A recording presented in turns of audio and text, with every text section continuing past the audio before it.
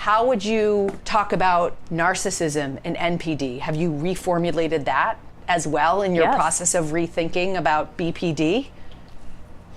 Yeah, I think I went through my own developmental learning curve. I remember one dinner I went to at the American Psychiatric Association, people were literally screaming at each other about this question of whether or not personality functions as categories of personality disorder, or whether personality functioned along dimensions, that we all have different degrees of these personality features.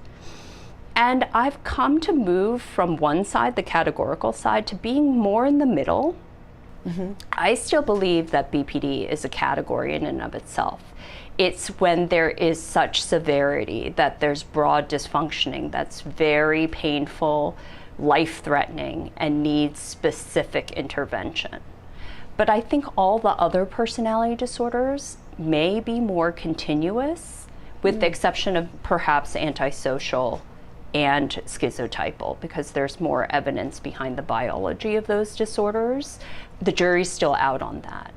But when it comes to narcissistic personality disorder, I've really changed my mind. I used to really recognize the constellation of features in the Diagnostic Statistical Manual in patients. So it's a real thing. I'm not denying that people turn out with that specific set of characteristics. Some do, and some have variations, like dimensions of narcissistic problems. And I also feel that everyone has varying degrees of narcissism. And for everyone along their life trajectory, that functions better in some cases, and it dysfunctions severely in other cases.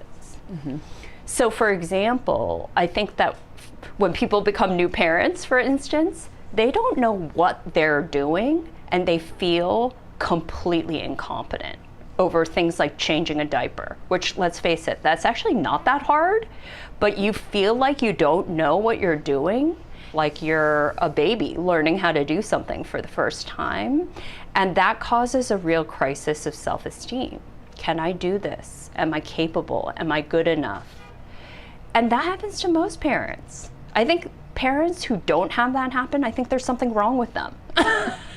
But over time, you know all those jokes, how with the second child, you like sling them on your hip without any diaper bag and you just go. That is development for you. That's learning. That's gaining confidence through experience. So I actually think narcissism is a universal factor in personality functioning. And yet we focus on these parts of narcissism that might actually not be that clinically important. There's a grandiose side of narcissism, which might be narcissism's calling card, when someone has these like grand ideas and like everything's like over the top and the best and go big or go home. I have to admit I'm a little bit like that. That side is like the signature of narcissism. Whereas the vulnerable side of narcissism has to do with the need to get assurance and attention and be positively regarded and worry about all of that. That's actually the part that gets people into clinically focused situations. That's what makes them depressed. That's what gets them hospitalized. That's what makes them suicidal. So it's actually not this thing about narcissism, the grandiosity, that's really necessarily the problem.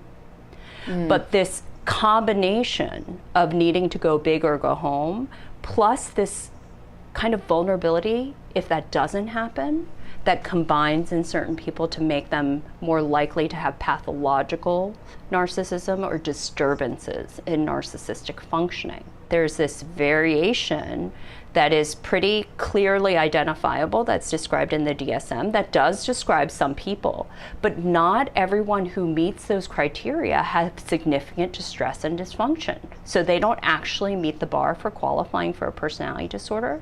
You could have those qualities and become like these tech magnates who transform the way we do commerce or change the way we think about electricity. I mean, these are qualities that are not necessarily going to make someone disabled. Yeah. The reason I think grandiosity is really misunderstood is that all young people need a bit of grandiosity to leave home. You have to be thinking you can do something that you can't yet do.